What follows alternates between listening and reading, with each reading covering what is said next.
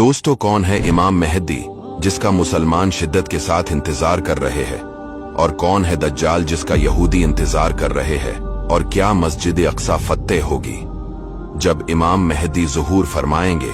यहूदी नसारा उसके खिलाफ एक बहुत बड़ा लश्कर तैयार करेंगे, लेकिन जब इमाम मेहदी उन पर चढ़ाई करेंगे तो इमाम मेहदी का तहाई लश्कर भाग जाएगा। फिर क्या होगा वो हम आपको इस वीडियो में बताएंगे। वीडियो को एंड तक देखना। रसूलुल्लाह सल्लल्लाहु अलैहि वसल्लम ने क़यामत से पहले जो निशानियां बताई है उनमें हजरत इमाम मेहदी रदियल्लाहु ताला अन्हु और दज्जाल का ज़ुहूर होना है, जो क़यामत से पहले होगा। क़यामत से पहले एक जमाना ऐसा भी आएगा कि दुनिया में कुफ्र फैल जाएगा, जमीन जुल्म और सरकशी से भर जाएगी, इस्लाम हरमैन शरीफेन की तरफ सिमट जाएगा, औलिया और अब्दाल वहां हिजरत कर जाएंगे। फिर सैयदतुना फातिमा रदियल्लाहु ताला अन्हा की औलाद से एक शख्स पैदा होगा जो जमीन को अदलो इंसाफ से भर देगा। यही तमाम रोए जमीन पर हुकूमत करने वाले पांचवें बादशाह होंगे, जिन्हें हजरत इमाम मेहदी कहा जाता है। रसूलुल्लाह सल्लल्लाहु अलैहि वसल्लम ने फरमाया, दुनिया खत्म न होगी हत्ता कि अरब का बादशाह एक शख्स बनेगा जो मुझसे या मेरे घर वालों से है, इसका नाम मेरे नाम के मुवाफिक और उसके बाप का नाम मेरे वालिद के नाम के मुवाफिक होगा। वो जमीन को अदलु इंसाफ से भर देगा।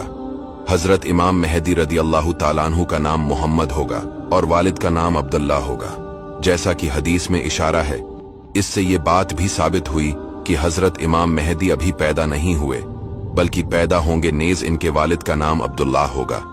अब सवाल है कि इमाम मेहदी रदियल्लाहु ताला अन्हु कब ज़ुहूर फरमाएंगे? कैसे पता लगेगा कि ये इमाम मेहदी है? इसके बारे में ये रिवायत मिलाख्ता फरमाएं। एक खलीफा की वफात के वक्त इख्तिलाफ होगा, इसका नाम मालूम नहीं, मगर ये आखिरी खलीफा होगा जिसके बाद इमाम मेहदी खलीफा होंगे। मिंबरों में इख्तिलाफ होगा कि किसे खलीफा चुने, तो अहले मदीना में से एक साहब मक्का की तरफ तेजी से तशरीफ ले जाएंगे, इस खौफ से कि कहीं उन्हें खलीफा न चुन लिया जाए। अहले मक्का में से कुछ लोग उनके पास आएंगे।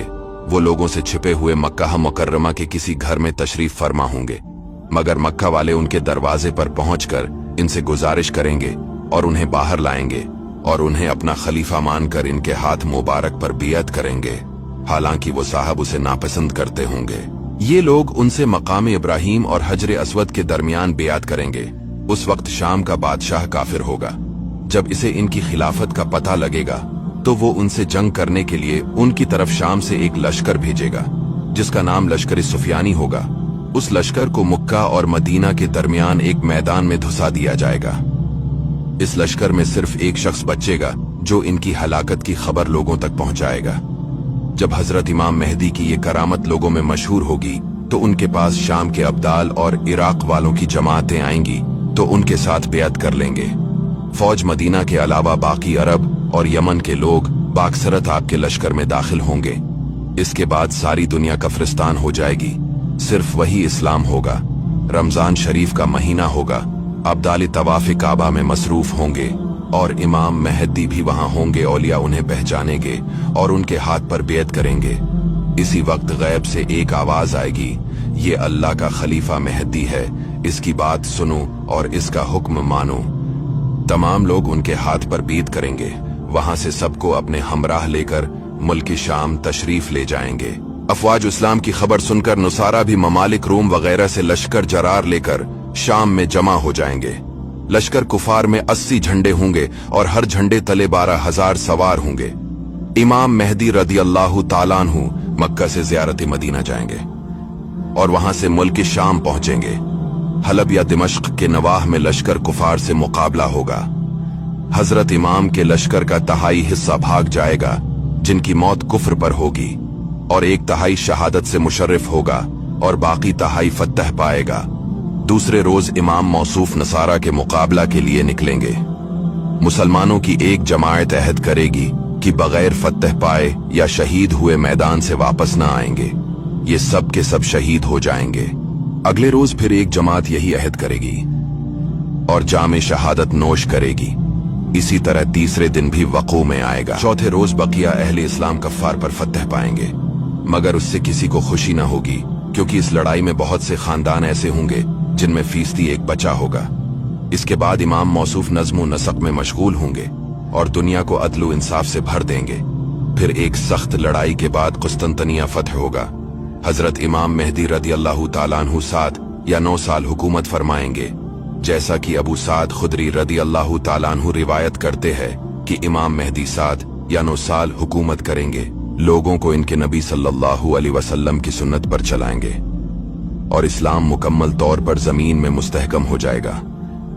जब अहले इस्लाम कुस्तंतनिया तकसीम कर रहे होंगे तो शैतान आवाज देगा कि दज्जाल तुम्हारे अहल औलाद में आ गया।